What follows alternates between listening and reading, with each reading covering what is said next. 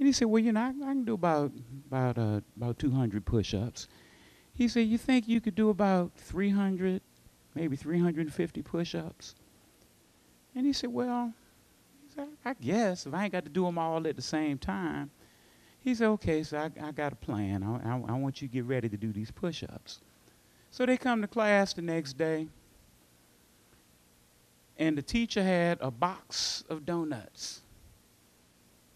We ain't talking about Krispy Kremes. We talking about the ones, the E-class, all the good ones, them 1,000-calorie donuts. And he said, now, we have donuts. He said, we're going to have this party. Everybody get a donut. He said, but these donuts going to cost. He said, now, your classmate over there has agreed, because, you ought not be eating this stuff and not burning these calories off. He's agreed to do your push-ups for your donut. So he asked this girl, you want a donut? She said, yeah. She took a donut, and homeboy hit the floor, knocked out 10 push-ups. And somebody else said, yeah, I want a donut. Gave her a donut. He hit the floor, knocked out 10 more push-ups.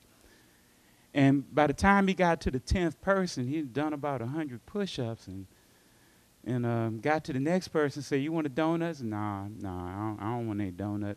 Well, he going to do them for you anyway. Put a donut on the desk. He went down there and did 10 more push-ups. So by the time they got to about 20 people, folks are saying, let him stop. Why you got to keep doing these push-ups? We really don't want the donuts. Nah, he's agreed. He's going to pay for these donuts whether you eat them or not. And he put a donut on every person's desk. And one young man said, no, I'll do my own push-ups. No, that's not the deal. If you want, well, I don't want a donut. Well, he already paid for it. Boom, put a donut on his desk. By this time, folks were hearing out in the hallway that something was going on. They're sticking their head in the door. And they said, oh, donuts, yeah, you want one? Come on in. Guy came and got it. The folks said, no, stay out. He came on in, he got a donut. Homeboy hit the floor, started doing push-ups. By the end of the day, the professor gave out that whole box of donuts. And for every donut, that student did 10 push-ups. So some of the folks were sitting there, some of the young ladies were crying. I don't want him to do no push-ups. He's hurting. He's in pain. He's struggling pushing out them last push-ups. But he did them anyway. I'm not going to eat this donut. Well, it's paid for. I'm not going to eat it.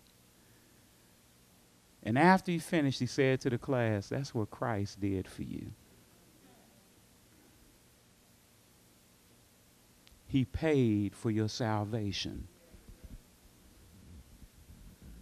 And even though he paid for it, there's some folks say, no, I don't want it. I ain't going to eat it. I'm not going to partake of it. It's paid for. Because God loved us so that his son died, realizing that there's some folks who would not receive the gift.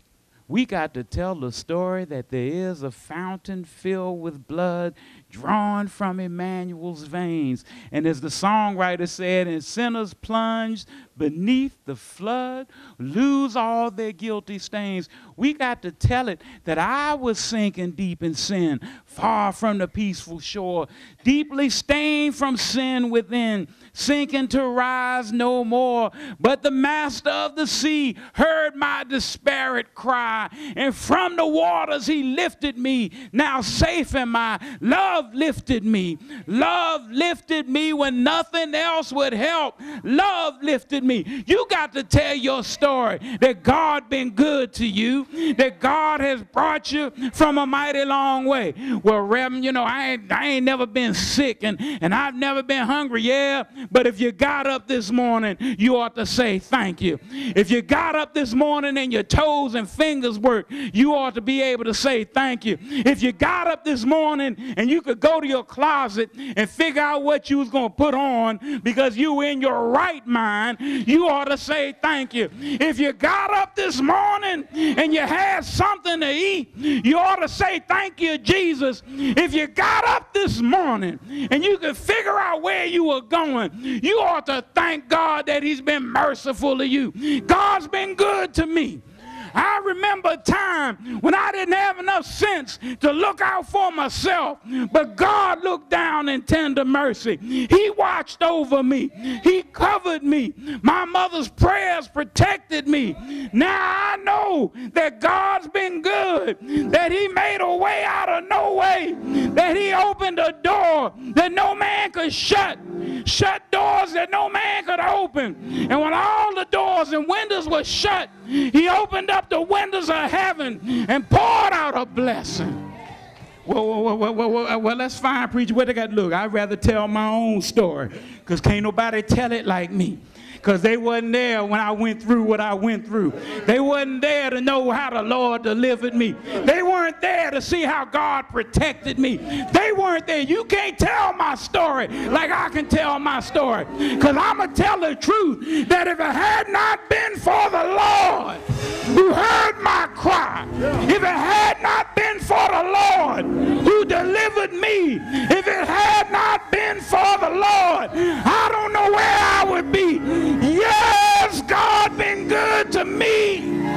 He's brought me. He's kept me. Has it been good to you? Did he watch over you?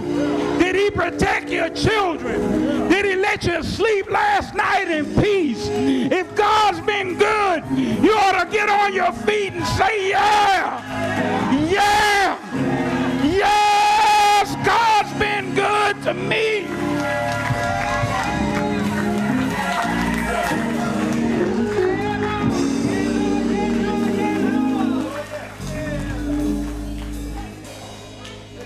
I may not understand all of the theological ramifications, but I do know this.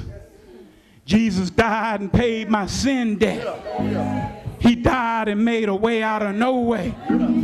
He died, got up on the third day with all power.